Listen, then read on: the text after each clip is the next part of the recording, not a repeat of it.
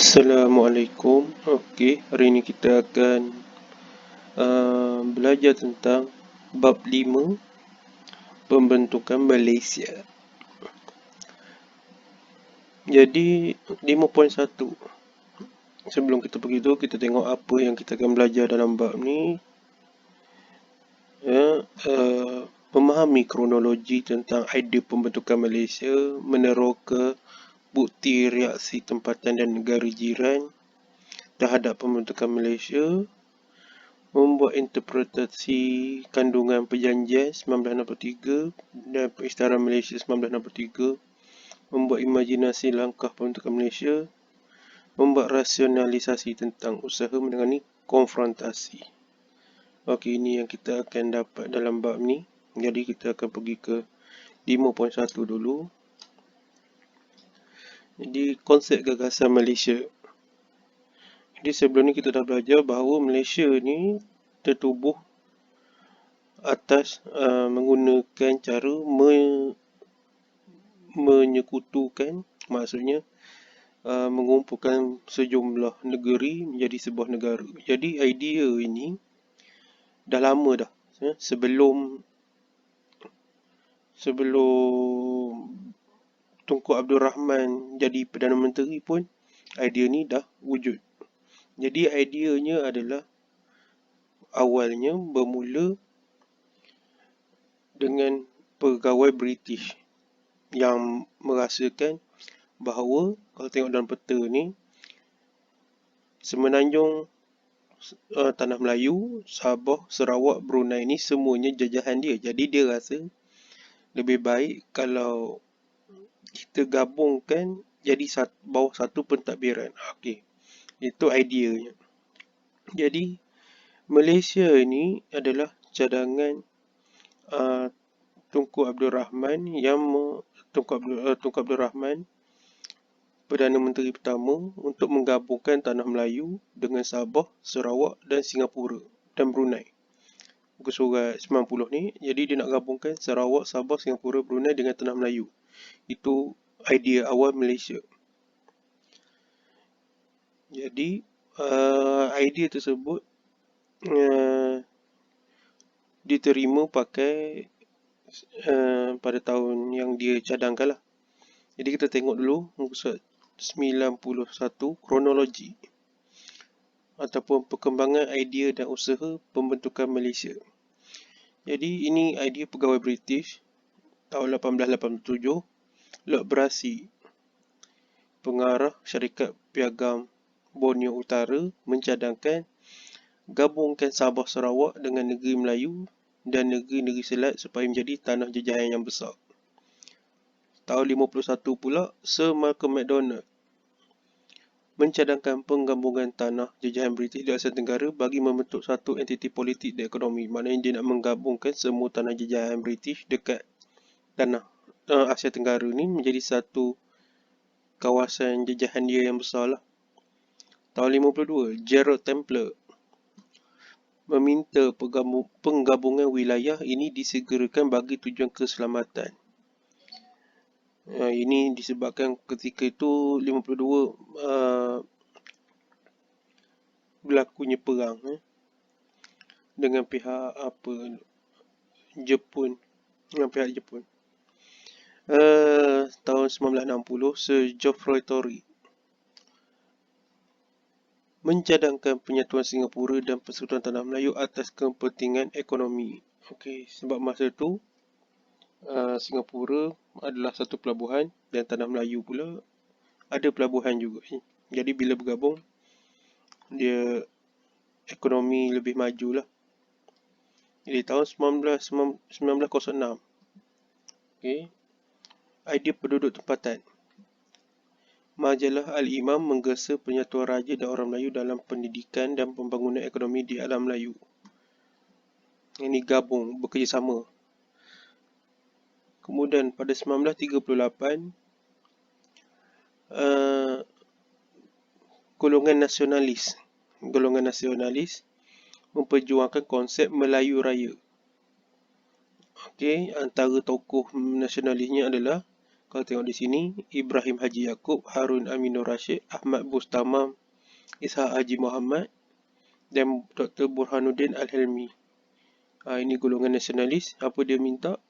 Dia ideanya untuk menggabungkan Tanah Melayu dengan Indonesia. Idea ini tidak berhasil apabila Presiden Sukarno mengisytiharkan kemerdekaan Indonesia pada tahun 1945 tanpa melibatkan Tanah Melayu. Jadi disebabkan Indonesia merdeka dulu, tak dapatlah idea ni. Tahun 1955, Tunku Abdul Rahman dalam persidangan Agung UMNO mencadangkan Singapura, Sabah, Sarawak dan Brunei menyertai Persekutuan Tanah Melayu. Dan 58, Datuk Mustafa Datuk Harun, ini pemimpin Sabah ni, dia menyatakan minat untuk membawa Sabah bergabung dengan Persekutuan Tanah Melayu. Okey. Pada tahun 60, ini kronologi yang terakhir, Tunku Abdul Rahman memaklumkan kepada Lord Perth beliau berminat untuk bergabung dengan Sabah, Sarawak, Brunei dan Singapura. Jadi Tunku Abdul Rahman start menunjukkan minat untuk menggabungkan inilah negeri-negeri ni. Sekarang kita pergi ke rasional idea pembentukan Malaysia. Kenapakah nak buat Malaysia ni ataupun nak gabungkan Sabah, Sarawak dengan Tanah Melayu ni? Satu, atas isu keselamatan. Okey. Kenapa keselamatan? Pertamanya, ancaman komunis di Singapura. Masa tu Singapura merupakan pusat menjadi pusat kegiatan komunis. Jadi dengan memasukkan Singapura dalam Tanah Melayu ni bolehlah membendung ancaman komunis dengan menghantar tentera ke Singapura. Kedua, perkembangan di Sarawak. Sarawak pun masa tu adanya kegiatan komunis. Jadi untuk menghapuskan komunis ni, dia nak masukkan Sarawak ke dalam Persekutuan Tanah Melayu ni sekali. Sebab kedua adalah keseimbangan komposisi penduduk. Jadi kalau kita baca di sini, keputusan untuk menerima Singapura dalam persekutuan akan mewujudkan ketidakseimbangan komposisi penduduk antara orang Melayu dengan orang Cina. Perkara ini dibimbangi oleh Tunku Abdul Rahman Putra Al-Haj dan pemimpin UMNO. Penggabungan Sabah dan Sarawak Brunei akan menyeimbangkan komposisi antara kaum. Jadi kalau digabung dengan Singapura saja, jumlah orang Cina akan melebihi pada orang Melayu. Untuk imbangkan benda ini, tariklah Sabah, Sarawak dan Brunei sekali. Bukanlah tarik terus. Maksudnya cuba untuk menarik masuk Sabah dan Sarawak masuk ke dalam ini. Ketiga, kenapakah nak buat Malaysia? Untuk mempercepatkan kemerdekaan. Okay, bagi pihak British, pembentukan Malaysia dapat merealisasikan perancangan dekolonisasi serta mempercepat kemerdekaan wilayah Borneo. Jadi ini adalah kepentingan kepada pihak British sebab dia dah tanda tangani dengan PBB untuk menjalankan rancangan dekolonisasi, maksudnya membebaskan tanah jajahan. Dan last sekali, pembangunan wilayah. Cadangan penyertaan Persekutuan Tanah Melayu, Sabah, Sarawak, Singapura dan Brunei membentuk sebuah negara bertujuan agar wilayah ini dapat bersatu dalam usaha mempercepat pelbagai bidang pembangunan. Jadi bila bergabung jadi sebuah negara, maka rancangan pembangunan dapat berjalan dengan lancar.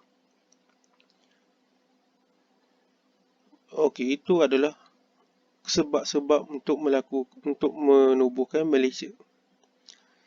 Jadi Malaysia ini tertubuh bukanlah tanpa halangan atau apa. Ada halangannya. Okey, ini kemudian kita akan pergi ke 5.3, reaksi tempatan dan negara jiran terhadap pembentukan Malaysia. Okey, adalah reaksi baik dan buruknya daripada orang luar dan orang tempatan sendiri.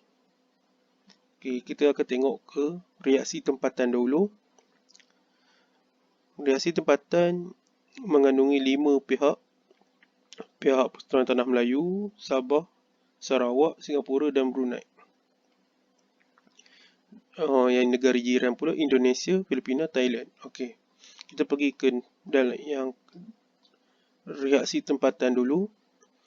Okey, tempatan Persatuan Tanah Melayu secara umumnya pihak Persekutuan Tanah Melayu bersetuju untuk membuat bergabung.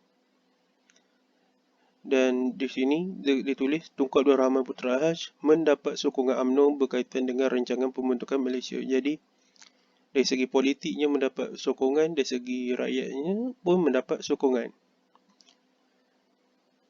Pihak Sarawak pula, di Sarawak ada berbahagi-bahagi pendapatnya.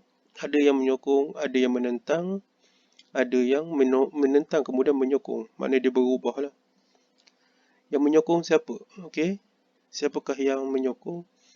Parti Barjasa yang dipimpin oleh Datuk Patinggi Abdul Rahman Yaakob dan Datuk Tuanku Haji Bujan Tuanku Osman. Okey, kemudian ini Berjasa. Kemudian Parti Panas yang dipimpin oleh Datuk Bandar Abang Haji Mustafa, Parti Pesaka dan SCA. Okay. Ini adalah parti-parti politik yang menyokong. Ada juga yang menentang, antaranya Parti SUPP dan Parti SNAP. Ini yang menentang. Menentang kemudian menyokong. Okey, ada yang tentang kemudian menyokong. Pada peringkat awal, SNAP turut menentang. Walau bagaimanapun, SNAP kemudiannya menyokong berdasarkan cadangan Jawatankuasa Setiakawan Malaysia. Okey, jadi SNAP berubah pendapat, kemudian dia sokong.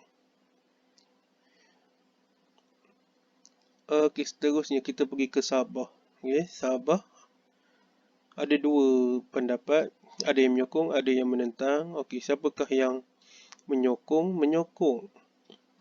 Ini adalah parti-parti politik yang menyokong, antaranya UNCO, USNO, Pasuk Momogun dan Sabah Chinese Association SCA. Ini adalah parti-parti yang menyokong. Kemudian parti politik Sabah menubuhkan gabungan menyokong Malaysia yang dinamakan Sabah Alliance.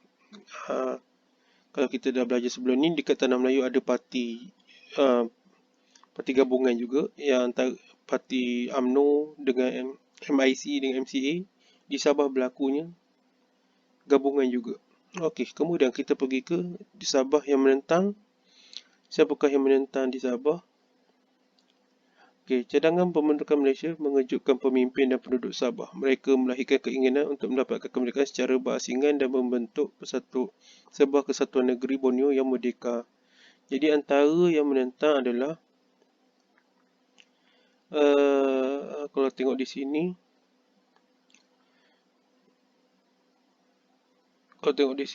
disebabkan oleh kebimbangan tersebut, para pemimpin di Borneo membentuk Barisan Bersatu United Front untuk mencabar rancangan pembentukan Malaysia. Okay, dianggotai oleh Ong Ki Hui, pengerusi SUPP, A.M. Azahari, Parti Rakyat Brunei, dan Donald Stephen daripada UNCO. Walau bagaimanapun, UNCO kemudian menyokong pembentukan Malaysia. Okey, ini cerita di Sabah. Jadi cerita di Sabah yang menentang adalah pengurusi SUPP, Parti Rakyat Brunei dan UNCO. Tapi dah cerita UNCO pula sokong. Okey, di Brunei, di Singapura, siapakah yang menyokong? Yang menyokong adalah PAP, People's Action Party, diketuai oleh Lee Kuan Yew. Ini Perdana Menteri Singapura yang pertama. Jadi dia sokong. Tapi yang menentang adalah Parti Rakyat Singapura dan Barisan Sosialis, kerana menganggap pembentukan Malaysia sebagai penjajahan baru. Jadi dia rasa pembentukan Malaysia ni merupakan penjajahan barulah. Mereka mencadangkan agar pandangan rakyat diperoleh sebelum Singapura menyertai Malaysia. Kemudian di Brunei. siapakah yang menyokong Malaysia ni? Sultan Brunei sendiri sokong, iaitu Sultan Omar Ali Saifuddin mengalu-alukan cadangan pembendakan Malaysia. Rakyat Brunei juga pada peringkat awalnya berminat untuk menyertai gabungan ini, namun begitu mereka ingin mencapai kemerdekaan terlebih dahulu. Okey, siapakah yang menentang di Brunei? Okey, Parti Rakyat Brunei yang dipimpin oleh A.M. Azhari. Menentang cadangan tersebut kerana beliau lebih berminat untuk menggabungkan Brunei, Sabah, Sarawak dan Kalimantan Utara dalam satu kesatuan. Jadi dia nak menjadikan Kepulauan Borneo tu menjadi sebuah negara. Okay, selain itu, mereka juga khawatir Brunei akan kehilangan sebahagian besar kekayaan sekiranya menyertai gabungan ini. Okey. Itulah sebab-sebab yang menentang. Jadi untuk bahagian ni saya stop sini dulu. Untuk bahagian pertama, kita sambung di bahagian kedua.